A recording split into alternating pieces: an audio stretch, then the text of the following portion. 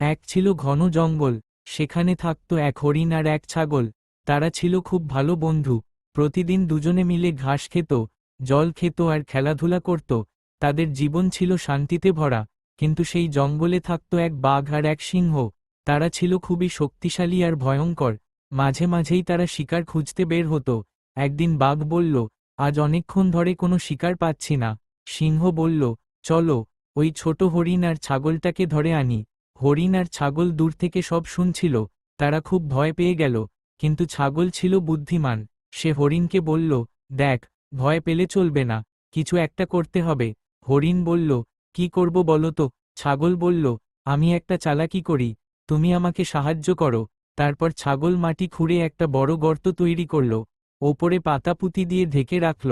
তারপর হরিণ ছুটে গিয়ে বাঘ আর সিংহকে বলল, আমরা তো খুব সাধারণ, আমাদের খেয়ে তোমাদের পেট ভরবে না। সামনে এক বিশাল মহিষ আছে, তাকেই ধরো। বাঘ আর সিংহ হরিণের কথায় বিশ্বাস করল। তারা দৌড়ে এলো, কিন্তু ছাগলের বানানো ফাঁদে পড়ে গেল, একেবারে গর্তের মধ্যে। হরিণ আর ছাগল একসাথে হাসতে লাগল। বাঘ আর সিংহ তখন বলল, আমরা ভুল করেছি, আর কখনো ছোটদের ভয় দেখাবো না, আমাদের তুলে নাও, আমরাও তোমাদের বন্ধু হব। হরিণ আর ছাগল তখন তাদের সাহায্য করল। এরপর থেকে তারা সবাই মিলে শান্তিতে থাকতে লাগল।